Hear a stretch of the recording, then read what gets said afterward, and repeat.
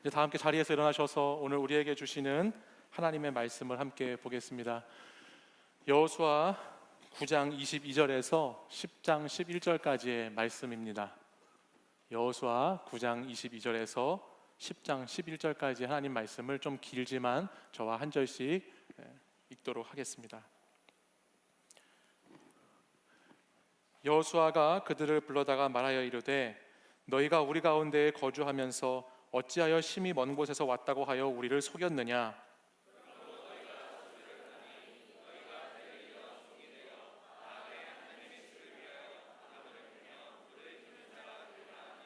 그들이 여호수아에게 대답하여 이르되 당신의 하나님 여호와께서 그의 종 모세에게 명령하사 이 땅을 다 당신들에게 주고 이 땅의 모든 주민을 당신들 앞에서 멸하라 하신 것이 당신의 종들에게 분명히 들리므로 당신들로 말미암아 우리의 목숨을 잃을까 심히 두려워하여 이같이 하였나이다.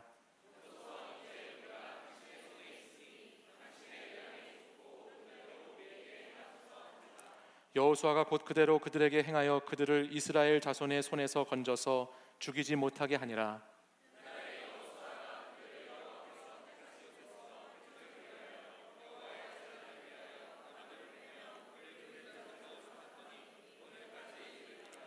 그때 여호수아가 아이를 빼앗아 진멸하되 여리고와 그 왕에게 행한 것 같이 아이와 그 왕에게 행한 것과 또 기브온 주민이 이스라엘과 화친하여 그 중에 있다함을 예루살렘 왕 아도니세덱이 듣고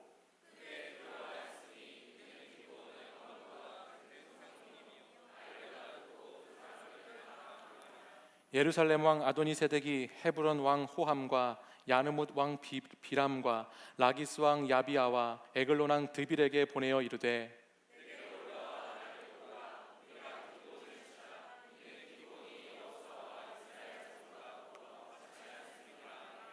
아모리 족속의 5 왕들 곧 예루살렘 왕과 헤브론 왕과 야르뭇 왕과 라기스 왕과 에글론 왕이 함께 모여 자기들의 모든 군대를 거느리고 올라와 기브온에 대진하고 싸우니라.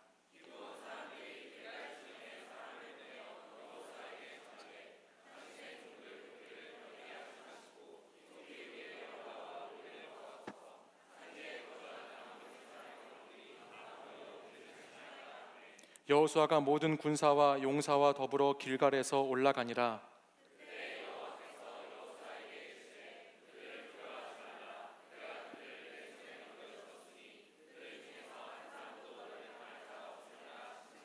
여호수아가 길갈에서 밤새도록 올라가 갑자기 그들에게 이르니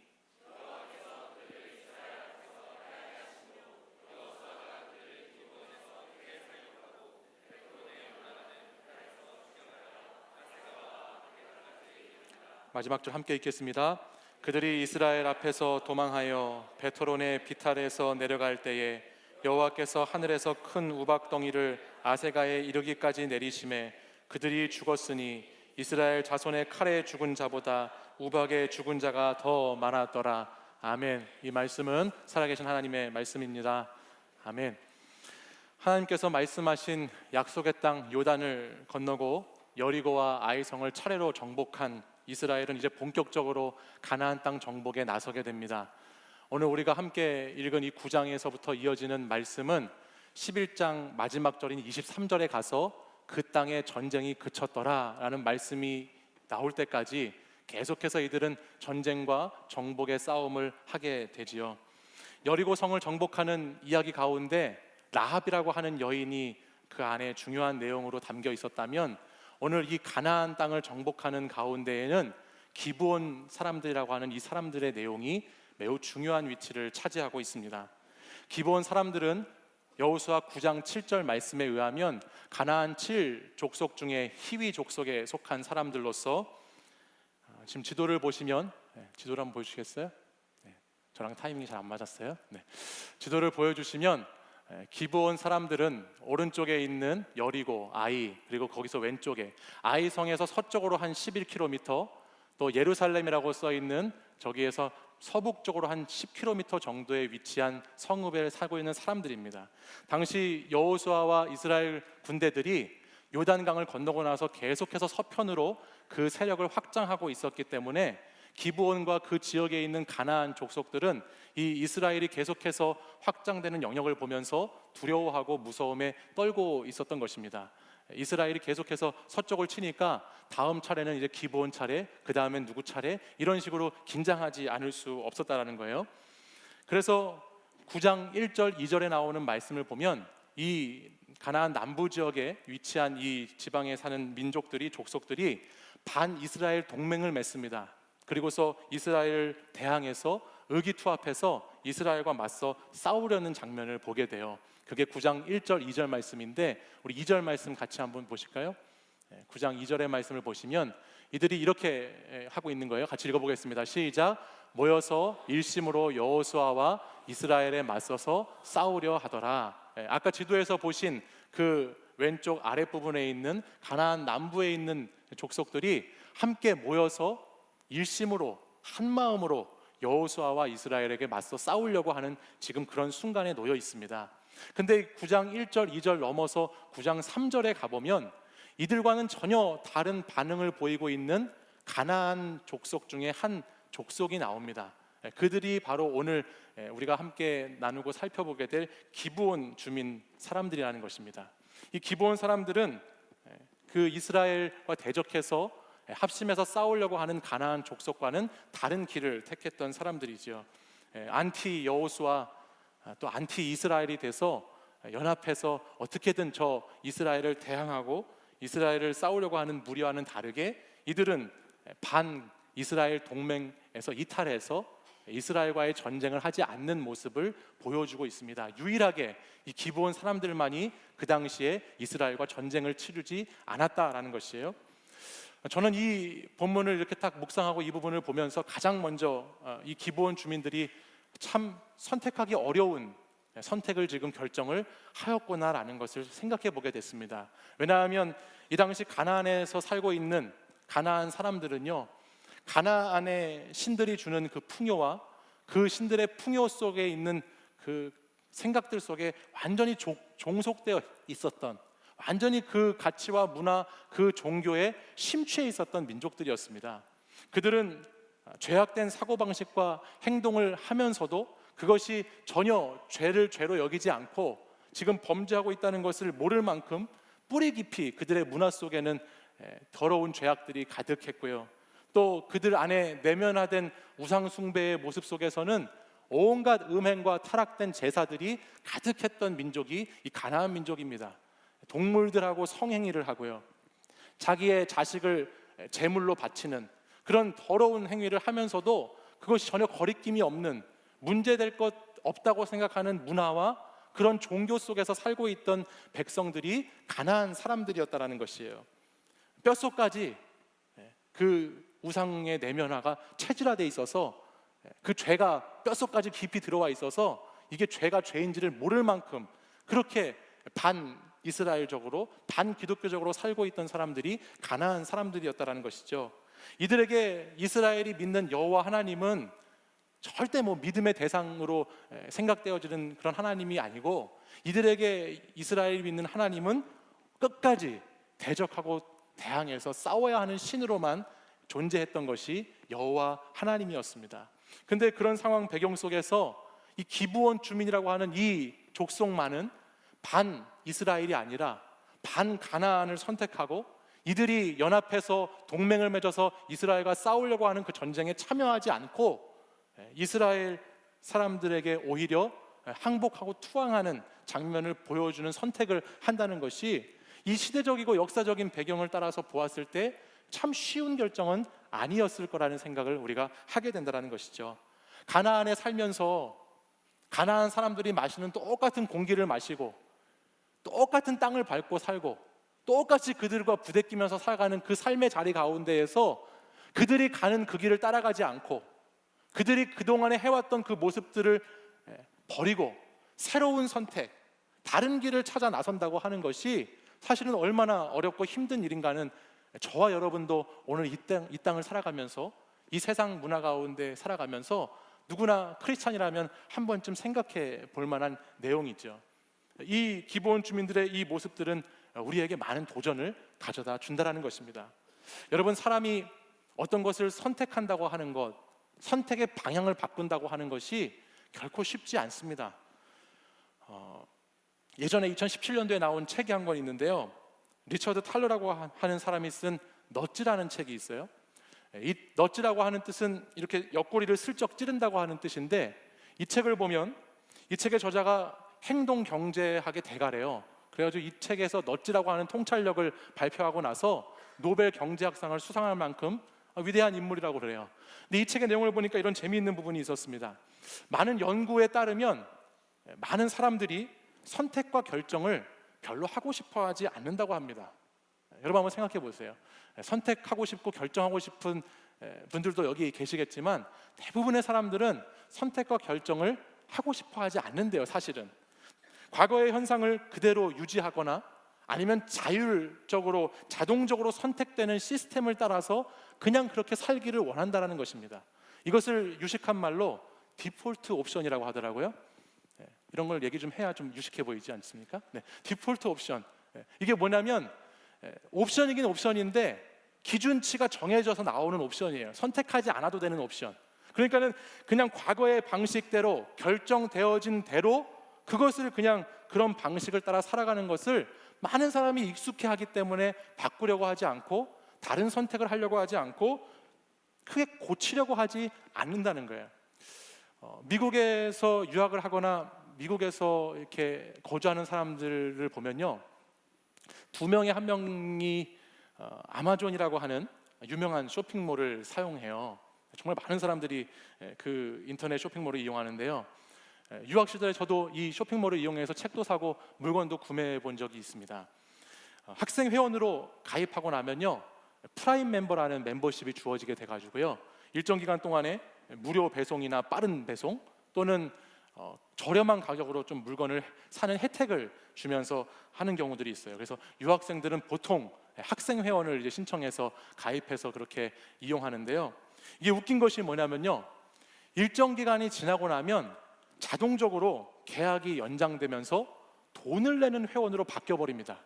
내가 특별히 그걸 신청하지 않아도 그 기간이 딱 끝나고 나면 자동적으로 돈을 내야 하는 회원으로 바뀌어 버려요. 그래서 못 모르고 계속해서 와, 나는 이 택배가 빨리 오는구나, 좋아라 하고 계속해서 쓰다가는 자기 계좌에서 자동이체로 그 회원비가 나가기도 하고, 나중에 회원비가 밀리면 청구서가 와서 밀린 회원비를 내라고 하는 경우도 있다라는 거예요. 뭐 돈이 많아서 그 프라임 멤버십 가지고 있는 것이 아무 문제가 되지 않으면 상관없겠지만 대부분 유학생들은 그 돈이 부족하니까 한 푼이라도 아끼려고 하기 때문에 이런 경험을 하게 되면 굉장히 큰 타격이거든요. 물론 저와 같은 지혜로운 한국인들은 치고 빠지기를 잘하기 때문에 절대 돈을 잃지 않습니다. 딱 그 회원 멤버십 가입이 끝나는 날, 그날까지 단물을 다 빼먹고 먹튀를 하죠. 그래서 갑자기 그 다음날 회원을 탈퇴해버리고, 그래서 먹튀를 해서 절대 손해를 안 보는 한국인들이, 유학생들이 사이에 그렇게 지내는데요. 근데 너무 재밌는 것이 뭐냐면, 한 번은 뉴스를 통해서 봤는데 이 기업이 이 프라임 멤버십, 그러니까는 정말 실질적으로 이 혜택을 받지 않는데도 불구하고 이런 그냥 고객들을 자동적으로 자신들의 멤버십 가운데 넣는 방법을 통해서 이윤을 엄청나게 많이 남긴다는 거예요. 예를 들면 여러분 그런 거 있잖아요. 이렇게 무료 구독권을 주고 얼마 동안에 무료 구독을 시킨 다음에 시간이 지나면 이걸 갑자기 정기 구독자로 자동 결제를 하게 만들어가지고 나는 무료인 줄 알고 보고 있었는데 어느새 보니까 자동으로 돈을 내야 되는 경우도 생기고, 요즘은 어플리케이션을 보니까는 무료인 줄 알고 이렇게 시작했다가 나중에 얼마가 지나면 또 돈을 내라고 해서, 하긴 뭐 저와 여러분들은 절대 이런 게임에 넘어가지 않죠. 우린 돈이 없기 때문에. 하지만 이런 것들, 이런 방식을 이용해서 기업들이 돈을 많이 번다라는 것입니다. 상식적으로 생각을 하면요, 그렇게 기간이 오면, 아니면 기간이 넘어서 자기가 특별한 필요가 아니어도 혜택을 받지 않고 있으면 당장에 취소를 하거나 그 회원을 정지해야 될 것 같은데, 많은 연구 조사에 의하면 생각 밖으로 대부분의 사람들이 이 취소를 선택하는 것, 그리고 이 취소를 선택하는 것을 바꾸려고 하는 그 수고를 하고 싶지가 않아가지고 그냥 그대로 지내는, 자동으로 회비를 내고 있는 사람들이 세상 가운데 엄청나게 많다는 결과가, 재미있는 결과가 이 책에 나와 있었어요.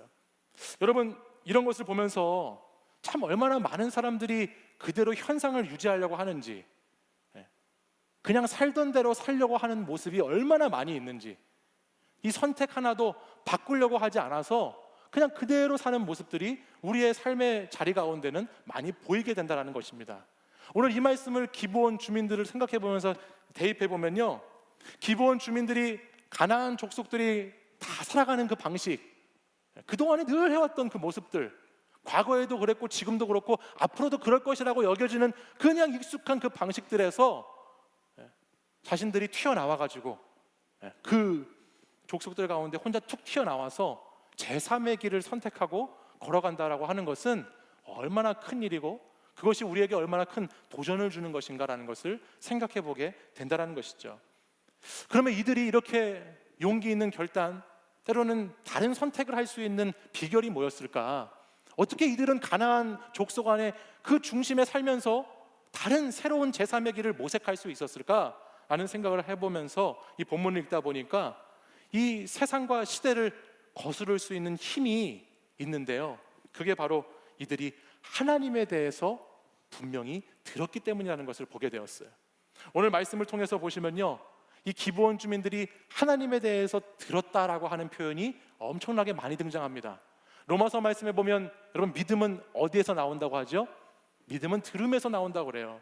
근데 이 기브온 주민들이 가나안 민족이었지만 얼마나 하나님에 대해서 자세히 들었는지에 대한 말씀이 나옵니다. 그리고 그 듣는 것을 통해서 이들이 하나님을 조금이라도 알게 되었고, 그 듣는 것을 사소히 여기지 않음을 통해서 하나님이 어떤 분이신지를 이들이 몸소 느끼고 체험하고 있다는 것을 알게 됩니다. 우리 오늘 9장 여호수아 9장 9절과 10절의 말씀을 한번 보실까요?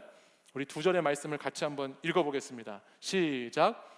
그들이 여호수아에게 대답하되 종들은 당신의 하나님 여호와의 이름으로 말미암아 심히 먼 나라에서 왔사오니 이는 우리가 그의 소문과 그가 애굽에서 행하신 모든 일을 들으며 또 그가 요단 동쪽에 있는 아모리 사람의 두 왕들 곧 헤스본 왕 시혼과 아스타롯에 있는 바산 왕 옥에게 행하신 모든 일을 들었음이니이다 말씀하죠. 9절과 10절에 보면 하나님에 대한 소문, 하나님이 어떤 분이신가에 대한 이야기들을 들었다. 하나님이 애굽에서 어떻게 이스라엘 백성들을 출애굽시키셨는지를 들었다. 또 하나님이 요단 동편에서 아모리 왕과 시온 왕을 어떻게 물리치셨는지를 들었다. 지금 들었다라고 얘기합니다. 사실 오늘 여기 본문에 기록되어 있지 않지만 이들은 이스라엘 백성들이 요단강을 어떻게 기적처럼 건넜는지도 들었을 것이고, 아까 우리가 지도에서 봤지만 이 기브온 주민들이 사는 지역이 아이성하고 몇 킬로미터 떨어져 있다고 그랬죠? 한 11km, 10km 떨어져 있다고 그랬잖아요. 그러니까 이 기브온 주민들은 하나님께서 여리고성은 어떻게 무찔렀는지, 아이성은 어떻게 정복했는지를 다 들은 거예요. 다 듣고 그것을 귀 기울여 듣고 자세히 그 하나님에 대한 생각을 가졌다는 것입니다. 뿐만 아니라 오늘 우리가 말씀을 읽지 않았지만 이 기브온 주민들은 자신들이 살기 위해서 여호수아와 이스라엘 사람들을 속이거든요. 이들이 멀리서 온 사람인 것처럼 행색을 하고요, 다 낡은 전대, 헤어지고 떨어진 포도주 부대, 달아 빠진 신발, 남루한 옷을 입고 멀리서 온 사절단인 것처럼 행색을 하면서 여호수아와 이스라엘 사람들을 만나요. 그리고 그들을 속여서 어떤 조약을 맺습니다. 왜냐하면 이스라엘의 율법 신명기 말씀을 보면 이스라엘은 가나안 땅을 정복한 후에는 가나안에 있는 족속들을 모두 진멸해야만 됐어요. 가나안에 있는 족속들하고는 어떤 조약도 맺어서는 안 되고 어떤 언약도 약속도 해서는 안 되고, 심지어는 말씀에 보면 그들을 불쌍히 여기지도 말라고 할 만큼 하나님은 완전한 가나안의 징벌, 가나안의 심판을 이들에게 명하셨기 때문에 가나안 사람과는 이스라엘과는 도저히 물과 기름처럼 하나가 될 수 없는 그런 상황 가운데 놓여져 있었습니다. 근데 이들이 이것을 알았기 때문에 이들은 하나님에 대해서 듣고 하나님이 지금 어떤 분이시고 이스라엘과 함께하는 하나님이 어떤 분이시다라는 것을 믿음이 크진 않아도, 확실한 믿음은 아니어도 그것을 조금씩 알아가고 있었기 때문에 자신들이 살 수 있는 방법, 자신들이 살아남을 수 있는 방법, 유일한 것은 내가 가나안 족속이니까 나는 무조건 싸워서 전쟁에 나가야 되는데 그것이 아니고 내가 제3의 선택, 이스라엘에게 투항하고 항복하고, 근데 그것이 받아들여지지 않을지 모르니까 그들을 속이면서까지라도 자신의 생명을 부지하기 위해서 그 일들을 할 수밖에 없었다라는 것이 오늘 9장에 나오는 말씀들이에요. 근데 이 말씀을 통해서 이들에게서 있었던 중요한 핵심적인 내용이 뭐냐면, 이들이 알고 있었던 중요한 내용이 있었습니다. 그게 뭐냐면, 이들은 하나님이라고 하는 이스라엘의 신이, 여호와라는 그분이 절대 자신들과의 싸움의 대상이 아니라는 것을 알고 있었던 것이죠. 적어도 이 정도는 분명히 알았던 거예요.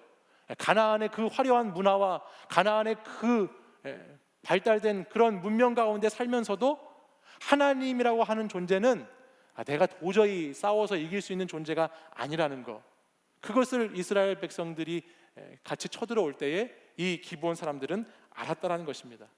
엄청난 믿음이 있었다고 할 수는 없지만, 산을 옮길 만한 그런 신앙인은 아니었다고 할지 모르지만, 이 기브온 사람들은 하나님에 대해서 듣고 하나님에 대해서 알아가고 하나님이라는 분에 대해서 생각하다 보니까 하나님 편에 서지 않고서는 목숨을 부지할 수 없다라고 하는, 하나님 편에 있지 않고서는 살 방법이 없다라고 하는 그 진리를 깨닫게 되었다라는 것입니다. 그래서 오늘 이 여호수아 9장의 15절 말씀에 보면요, 이들이 이제 여호수아와 조약을 맺어요. 근데 그 조약을 맺은 것이 그 뒤에 나오는 말씀을 보면 3일 뒤에 이스라엘 백성들에게 들킵니다. 그것이 기브온 사람들이 멀리서 온 사람들이 아니고 가까이 있는데 속여서 조약을 맺었다는 것을 알아차립니다. 그러자 이제 22절 오늘 우리가 읽은 본문 말씀에 가보면 여호수아가 기브온 주민들에게 이렇게 말하는 거예요. 너네도 어찌하여 왜 속였냐? 왜 우리를 속였냐라고 이제 오늘 우리가 읽은 본문에 처음에 그렇게 묻고 있는 것입니다. 그러자 기브온 주민들이 24절과 같이 대답을 하고 있어요. 우리 24절 이들의 대답을 같이 한번 볼까요? 다시 한번 읽어보겠습니다. 시작. 그들이 여호수아에게 대답하여 이르되 당신의 하나님 여호와께서 그의 종 모세에게 명령하사 이 땅을 다 당신들에게 주고 이 땅의 모든 주민을 당신들 앞에서 멸하라 하신 것이 당신의 종들에게 분명히 들림으로 당신들로 말미암아 우리의 목숨을 잃을까 심히 두려워하여 이같이 하였나이다. 아멘. 또 얘기 나오죠.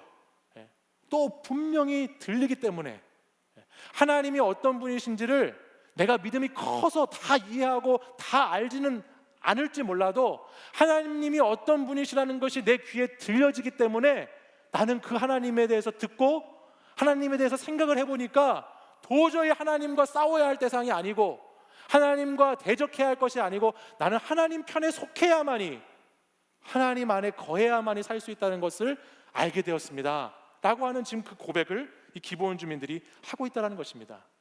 여기서 우리가 다시 한번 깊이 생각해 볼 것은 기브온 사람들이 하나님을 속였기 때문에 산 것이 아닙니다. 이들이 하나님을 속였기 때문에 산 것이 아니라 하나님이 속아서, 하나님은 속는 분이 아니시잖아요.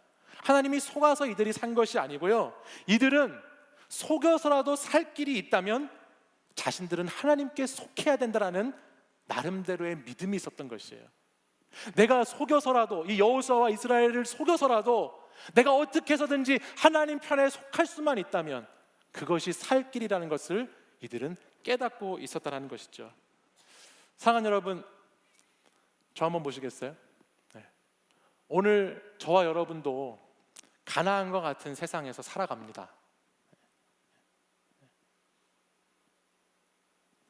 오늘 저와 여러분이 살아가는 이 세상도 가나안보다 더했으면 더했지 덜하지 않은 음란과 죄악과 부패하고 타락한 세상 가운데 저와 여러분이 살아가지요. 우리 안에도, 솔직히 여러분, 우리 안에도 들여다보면 얼마나 많이 가나안의 사고방식이, 가나안의 가치관이, 가나안의 삶의 자세와 태도들이, 가나안의 문화와 종교들이 얼마나 많이 우리 안에도 들어와 있는지 모릅니다. 세상에 성공과 쾌락을 쫓아서 살아가는 사람들, 하나님을 섬긴다고 하지만 풍요의 신인 바알을 섬기는 것처럼 하나님을 믿고 있는 사람들, 또 위기와 문제 앞에서 하나님을 대항하고 대적하고 자기에게 찾아온 고난을 하나님을 대항하는 것으로 반응하면서 살아가는 사람들이 전혀 우리와 상관없는 딴 나라 사람들의 이야기라고 우리는 결코 말할 수 없습니다. 저와 여러분은 가나안 땅에서 때로는 가나안 사람인 것처럼 신앙을 갖고 있어도 살아가는 것이 우리들의 모습입니다. 또 그 가나안 땅을 살아가는 저와 여러분들은 나름대로의 선택도 하면서 살아가지요. 여러분들이 하루하루의 선택 가운데 살아가시지 않아요? 디폴트 옵션이라고 아까 말했는데 그것처럼 그냥 주어진 대로 결정된 대로 그냥 하루하루 매일 그런 하루를 선택하며 살아가는 사람들도 있고요.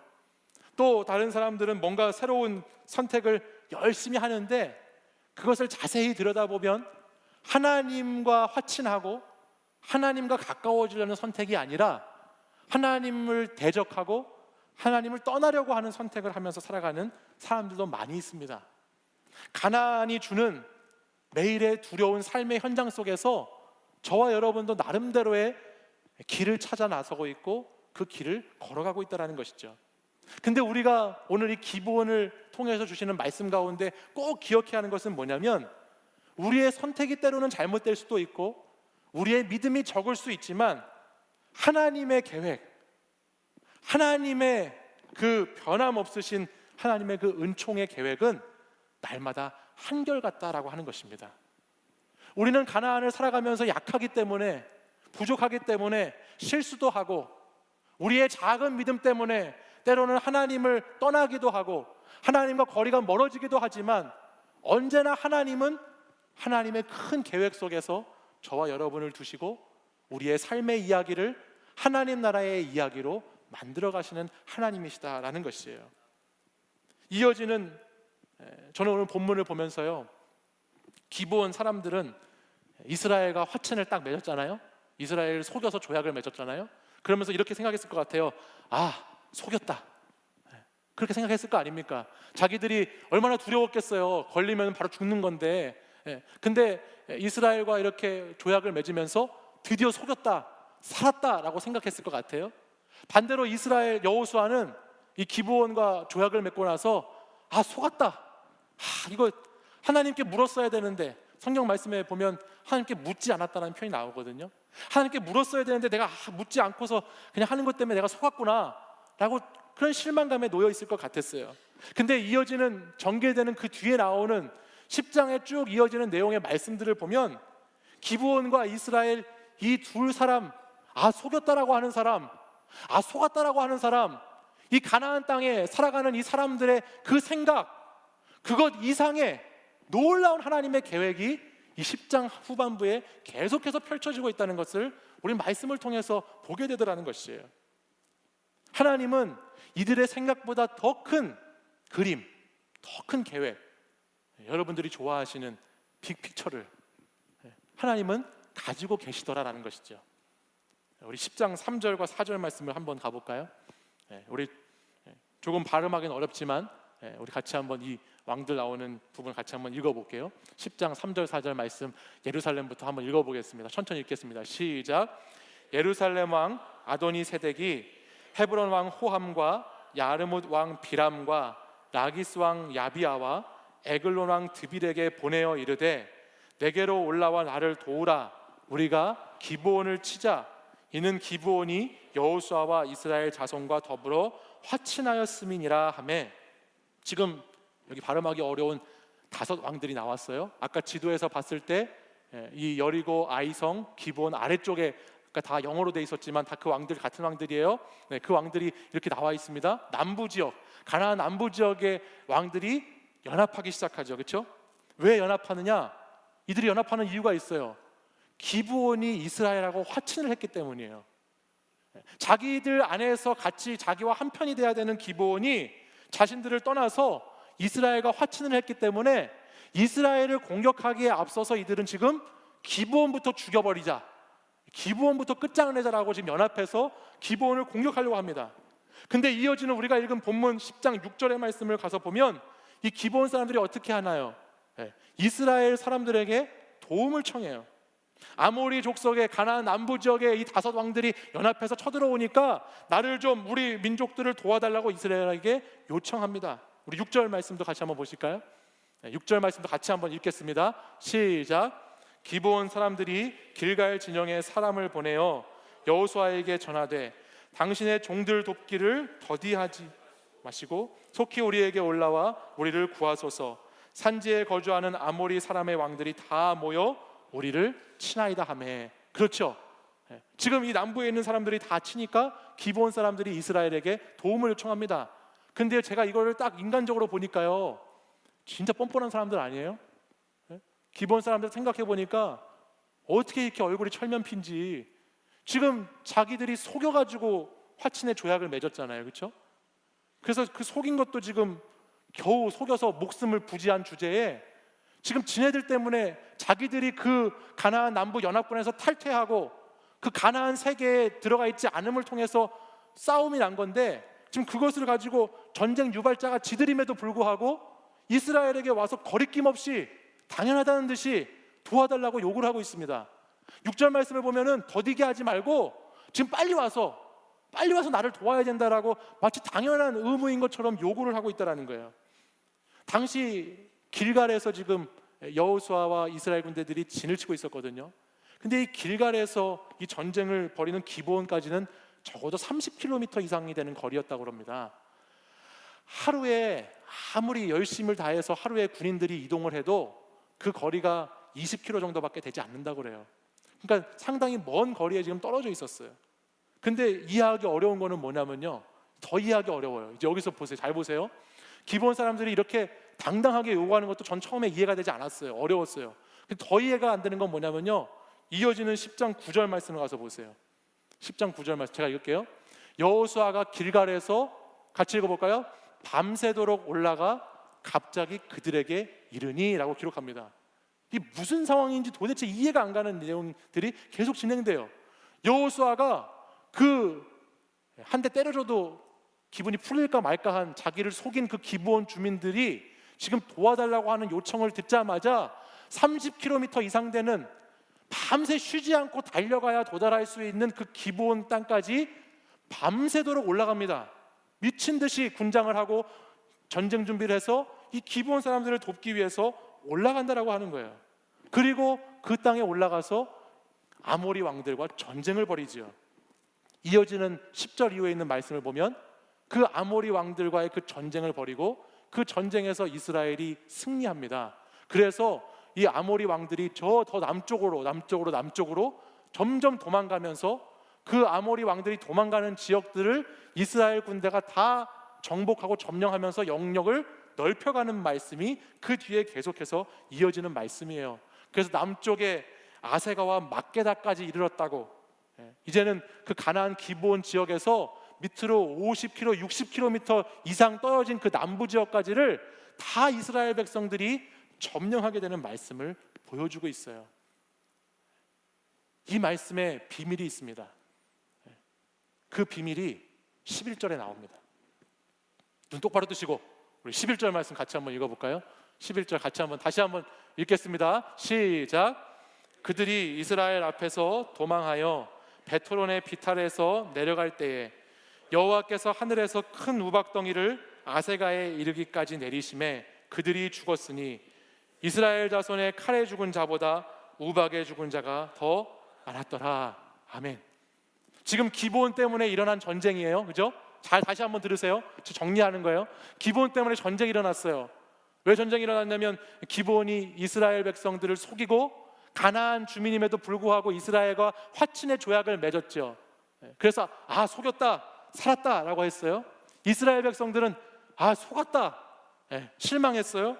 근데 그 생각 너머에 이 전쟁을 지금 누가 치르고 있다고 오늘 10장 11절에서는 말씀하시는 겁니까? 이 전쟁이 지금 누구에게 속한 전쟁, 어떤 그림이 지금 여기서 여러분 그려지고 있는지 보십시오. 11절 말씀을 보면 이 전쟁은 인간의 전쟁이 아니에요. 민족과 민족의 전쟁이 아니에요. 사람의 시선으로 볼 수 있는 전쟁이 아니에요. 이스라엘 자손의 칼에 죽은 자보다 뭐에 죽은 자가 많았다고요? 우박에 죽은 자가 많았다. 이것은 지금 이 전쟁이 누구 전쟁이라고 하는 거예요? 하나님의 전쟁을 말하는 거예요. 거룩한 전쟁을 말하고 있는 것이에요. 우리 눈에는, 우리의 생각에는 보이지 않았지만 기브온 사람들의 그 생각, 이스라엘 백성들의 그 생각, 그것에는 전혀 보이지 않았지만 하나님의 큰 그림, 하나님의 놀라운 빅픽처 가운데에는 이 기브온 주민을 통해서 가나안 남부 지역을 다 정복하고 심판해 나가시는 하나님의 놀라운 계획과 섭리가 이 말씀 안에 들어있다라고 하는 것입니다. 오늘 저와 여러분의 가나안에서의 삶도, 가나안 주민으로 살아가는 우리의 삶의 자리도 하나님의 큰 그림 안에 들어있는 줄 믿습니다. 여러분의 인생 하나님의 큰 손 안에 다 들어있음을 믿으시길 바랍니다. 교회를 올라오는 길에 보다 보면요, 교회 정문에 보면요, 정문 쪽에 보면 정식적인 명칭을 다운 공원이라고 하나요? 다운 어린이 공원이라고 하는 놀이터가 하나 있습니다. 여러분 보셨어요? 교회 올라오는 길에 보면 놀이터 하나가 있어요. 그게 최근에 리모델링된 놀이터인데요, 처음에 이 놀이터를 리모델링 한다고 주민들의 의견을 받아서 공사를 한다고, 저런 놀이터예요. 우리 교회 앞에 올라오는 공사를 한다고 했어요. 처음 저 놀이터가 이제 공사를 시작하고 나서 놀이터 모습들을 이렇게 봤을 때 저랑 아내랑 저 놀이터를 이렇게 지나가면서 정말 욕을 많이 했습니다.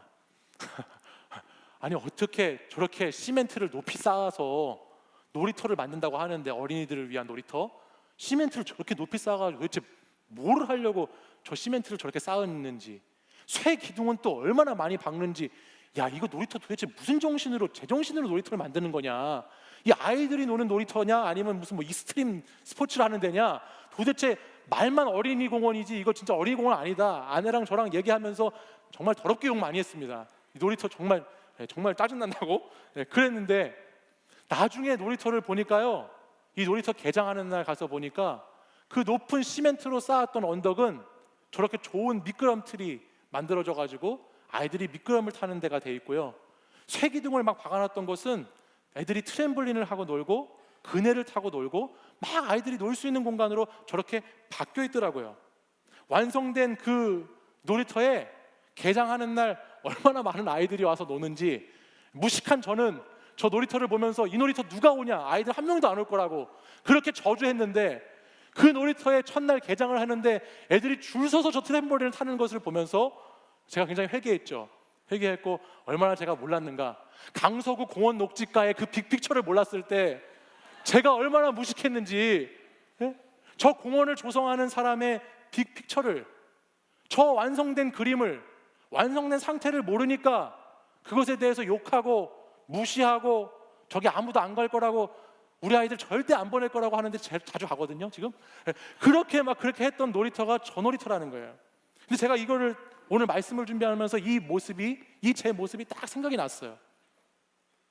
기브온이라고 하는 이 주민들, 이 사람들이 이스라엘을 속여서 조약을 맺고요, 이스라엘은 그들에게 속아서 절대 화평을 하지 않으면 족속들하고 화평한 조약을 맺게 되고요, 이 사건을 통해서 가나안 남부에 있는 왕들이 연합군을 구성하게 되고요, 연합군을 구성해서 기브온이라고 하는 사람들을 공격하게 되고요, 그 공격을 당하니까 기브온이라고 하는 사람들이 이스라엘의 도움을 요청하게 되고요, 이스라엘이 밤새도록 올라와서 기브온을 도와서 아모리 5 왕들하고 전쟁을 벌이게 되고요, 그 전쟁을 벌이는 가운데 계속해서 그 왕들이 남쪽으로 도망치니까 끝까지 따라가서 그들을 물리치게 되고요, 칼에 죽은 자보다 우박에 죽은 자가 더 많았다라고 하는 이 이야기를 쫙 읽어볼 때, 이것을 천천히 들여다보면 하나님의 큰 그림이,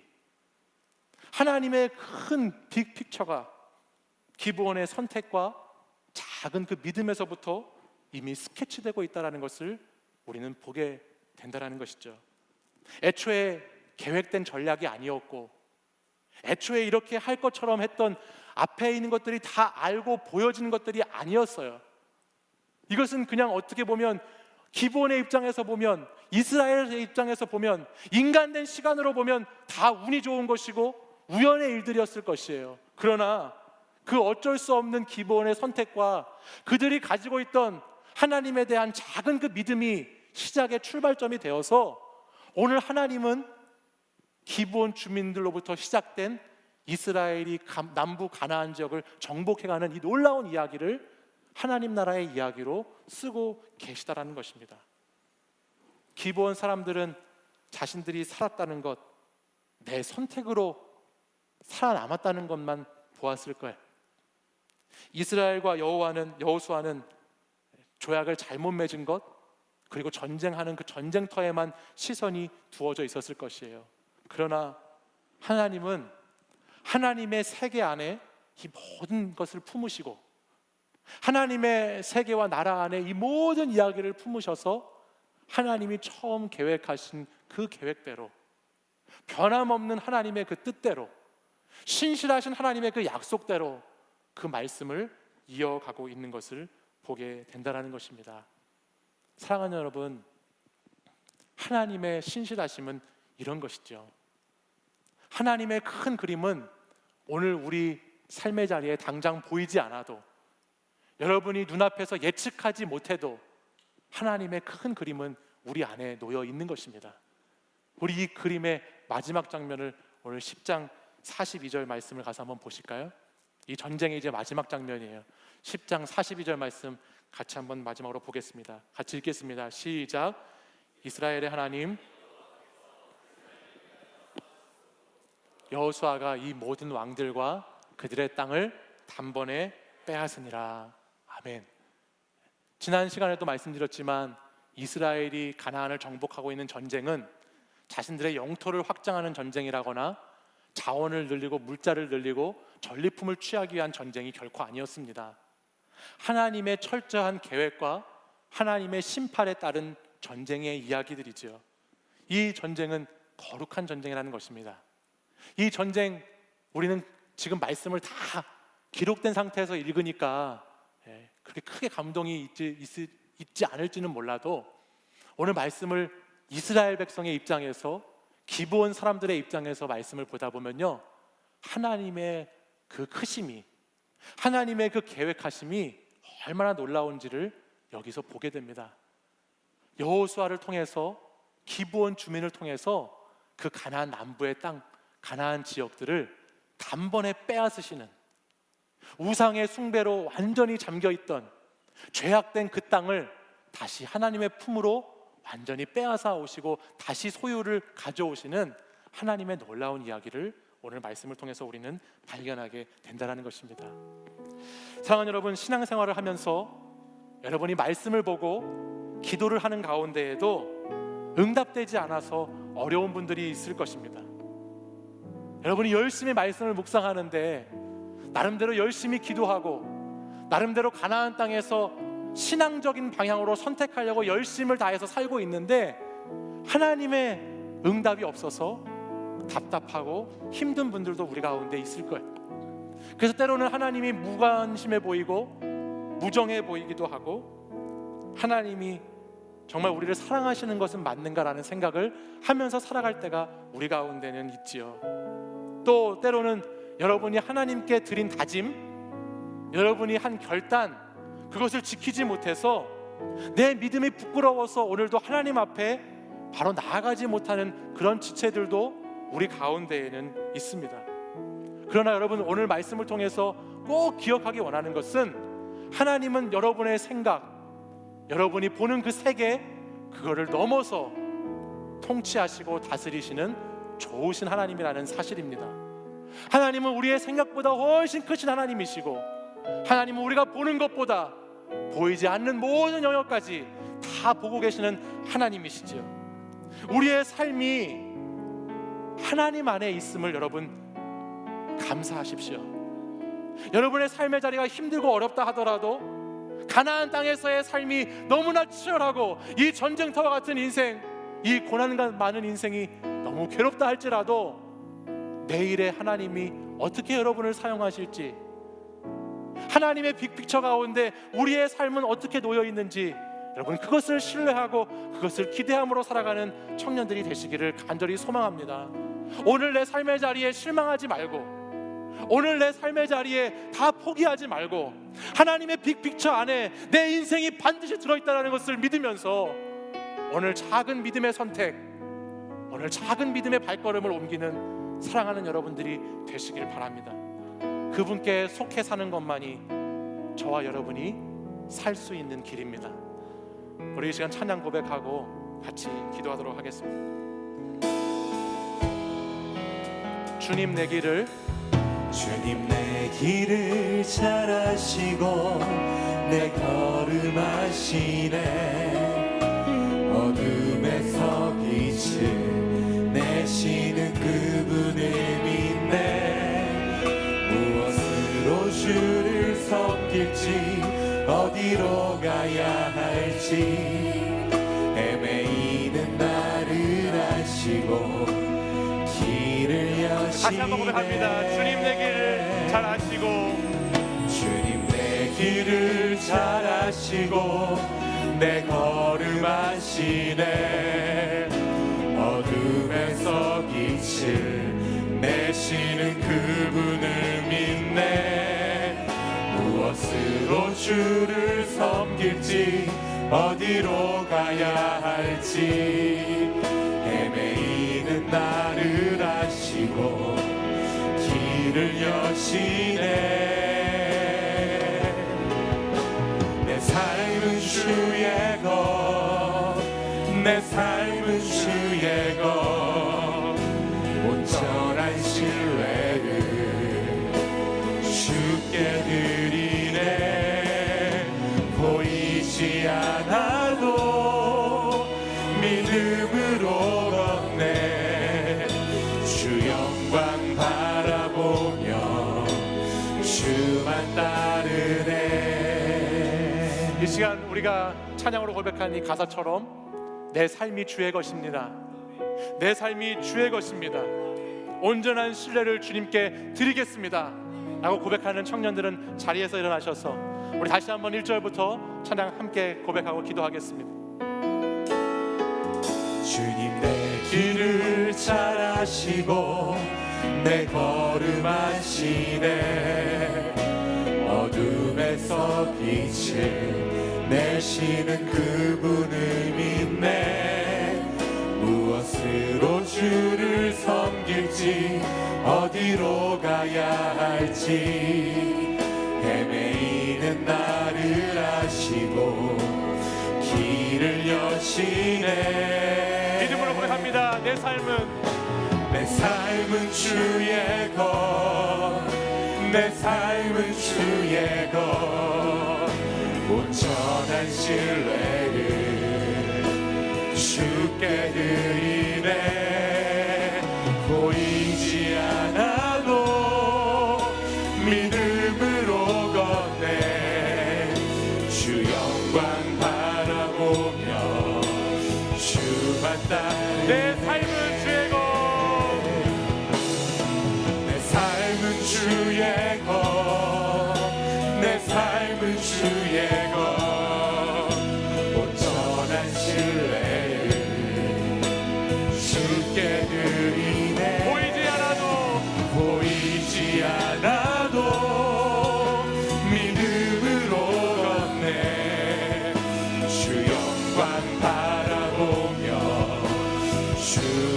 우리 다시 한번 두 손 높이 들고 내 삶은 주의 것, 내 삶은 주의 것, 내 삶은 주의 온전한 신뢰를 주님께 드립니다. 온전한 신뢰를 주께 드리네.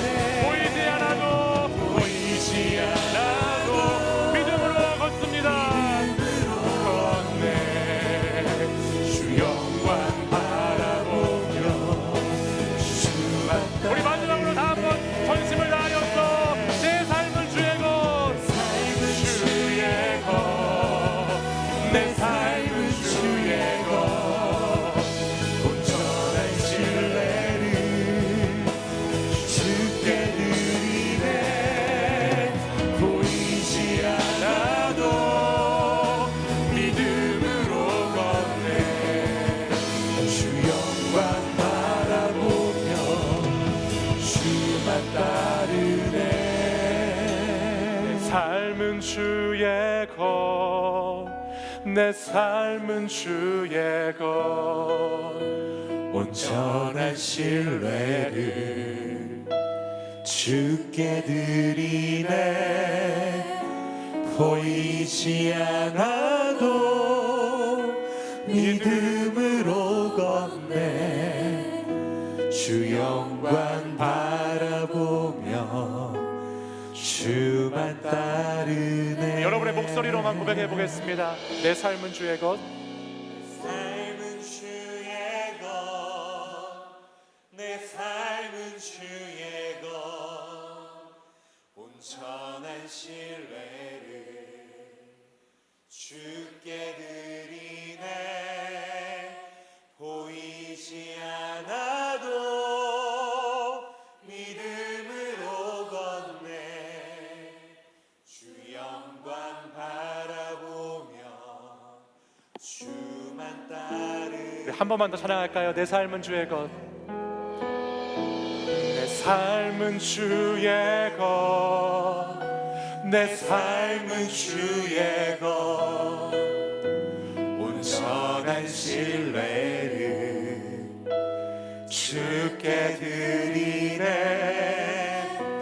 보이지 않아도 믿음으로 걷네. 주 영광 바라보며 주만 따르네. 이 시간에 다 함께 기도하기 원합니다.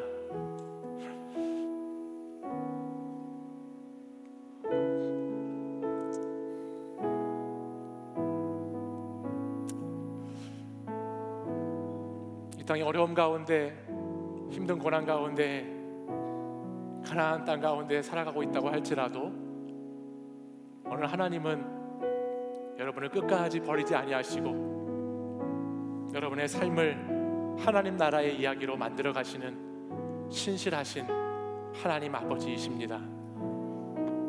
오늘 우리의 길을 잘 아시고 우리의 걸음을 잘 아시는 그 하나님 아버지를 내가 다시 한번 붙잡고, 내가 다시 한번 주님을 의지하고 주님과 함께 보이지 않아도 믿음으로 그 길을 걸어가는 하나님의 사람들이 되겠다고 결단하고 다시 한번 다짐하기를 소망합니다. 내 삶이 주의 것입니다. 내 삶이 주의 것입니다. 보이지 않아도 주님, 믿음으로 그 길을 오늘의 선택으로 살아가겠습니다. 주님, 나를 인도해 주십시오. 주님, 나를 불쌍히 여겨 주십시오. 주님, 나를 하나님 버리지 마시고 포기치 마시고 나와 함께하는 그 걸음 하나님 함께 인도하여 주십시오라고 이 시간 우리 두 손 높이 들고 나의 삶이 주님의 것입니다라는 고백 가지고 우리 주여 세 번 부르짖고 간절히 기도하겠습니다. 주여, 주여, 주여. 그렇습니다. 아버지 하나님, 주님 하나님, 우리의 삶의 모든 주제를 주님 앞에 맡겨드립니다. 하나님께서 우리에게 말씀하시고 아버지 하나님, 우리 사랑하는 자녀들 하나님께서 지금 이 아버지 순간 우리 안에 계신 우리와 교통하고 계신 우리의 삶의 자리가 어렵고 우리의 삶의 자리가 힘들고 불안 가운데 있다. 아버지 하나님, 우리는 하나님 아버지 앞에서 하나님께 속하여만 살고 하나님 편에 서야만 살아갈 수 있는 이들의 삶의 그런 문제라는 것을 고백하기를 전쟁터가 갈지라도 오직 주님, 우리는 주님 안에 있어야 합니다. 주님께 소망을 둬야 합니다. 주님만 붙잡아야 합니다. 주님만 의지해야 합니다. 주님만 사랑해야 합니다. 주여, 주여, 우리 사랑하는 청년들이 하나님 땅 가운데 살아간다 할지라도 하나님의 문화와 하나님의 종교가 아버지 우리를 지었다 할지라도 주여, 우리 사랑하는 청년들 아버지 하나님 믿음을 버리지 않게 하시고 하나님을 향한 신뢰를 놓지 않게 하시고 오직 주님을 잡고 오직 주님을 의지하며 그 영광의 주님만 바라보며 살아가도록 인도하여 주시기를 원합니다. 아버지 하나님, 하나님의 놀라운 하나님의 계획이 하나님의 그 크신 그림이 아버지 하나님 우리 인생 가운데 우리의 삶 가운데 우리의 앞날 가운데 놓여 있음을 이 시간 고백하오니 아버지 하나님, 하나님의 그 계획 가운데 아버지 우리를 사용하여 주시옵소서. 아버지 우리를 인도해 주시옵소서. 아버지 하나님, 우리가 하나님 아버지를 느끼지 못하는 그 시간에도 우리가 하나님 아버지를 바라는 그 시간에도 우리가 하나님 아버지를 보지 무정하게 느끼는 그 순간에도 아버지는 언제나 나를 향한 그림이 있으시고 언제나 나를 향한 주의 그 삶의 편지함을 지고 그 놀라운 하나님의 약속의 말씀이 그 놀라운 하나님의 임재가 우리 가운데 있다는 것을 믿음으로 고백하며 나아가오니 아버지 하나님 우리의 삶을 주께 드리게 하여 주시옵소서. 믿음으로 주께 드리게 하여 주시옵소서. 믿음으로 주께 나가게 하여 주시옵소서. 아버지요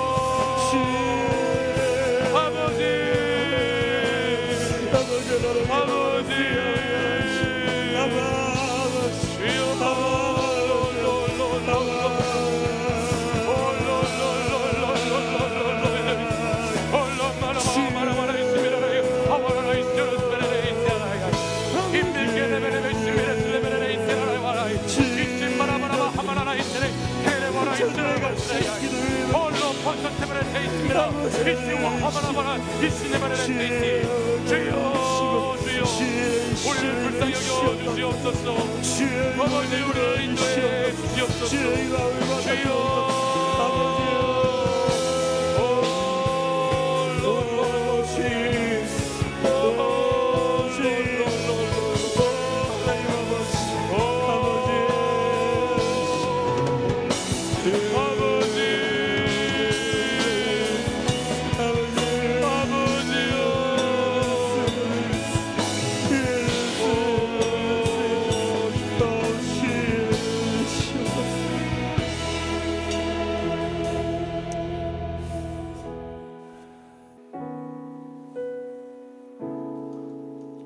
우리를 향하여서 끝까지 변함없는 신실하신 계획과 하나님의 사랑의 섭리 가운데 오늘도 우리를 끝까지 붙들어 주시는 하나님 아버지,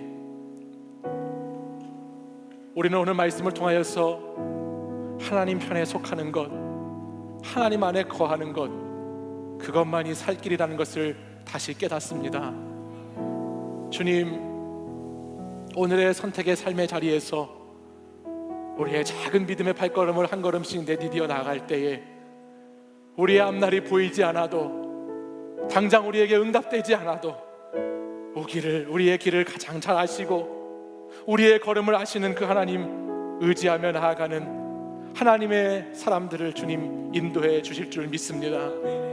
주님, 우리의 삶이 주님의 것임을, 내 삶의 그 모든 이야기가 하나님 품 안에 있음을 기억하게 하시고 하나님 품 안에 거하며 그 안에서 오늘도 다시 주님을 신뢰함으로 주님께 드려진 삶을 살아가는 사랑하는 청년들 될 수 있도록 인도하여 주시옵소서.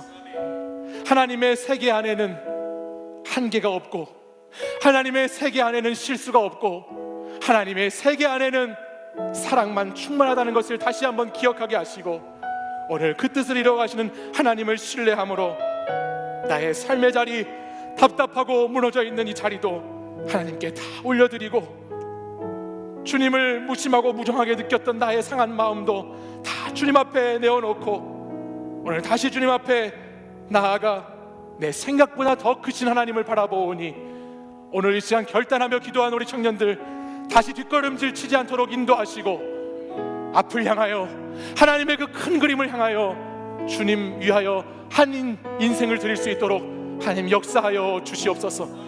내 삶이 주의 것입니다. 내 삶이 주님께 속해 있습니다. 나의 인생의 이야기는 주님의 품 안에 있습니다. 나의 세계는 하나님 세계보다 크지 않습니다. 주님이 크신 하나님이십니다라는 고백과 함께 한 주간도 이 말씀 붙잡고 하나님의 큰 계획하심 속에 하루하루를 담대히 믿음으로 나아갈 수 있는 용기 있는 주의 자녀들 될 수 있도록 한 역사하여 주시옵소서. 이제는 우리 주 예수 그리스도의 은혜와 하나님 아버지의 사랑과 성령의 교통하심이 오늘도 하나님의 세계가 얼마나 크신지, 하나님의 그 큰 그림 안에 우리가 있다는 것이 얼마나 감사한 것인지를 다시 한번 깨닫고 보이지 않아도 하나님을 신뢰함으로 걸어가고자 믿음으로 다시 결단하며 나아가는 이 자리에 모인 사랑하는 청년들과 성도들 위해 이제부터 영원까지 항상 함께 하시기를 간절히 축원하옵나이다.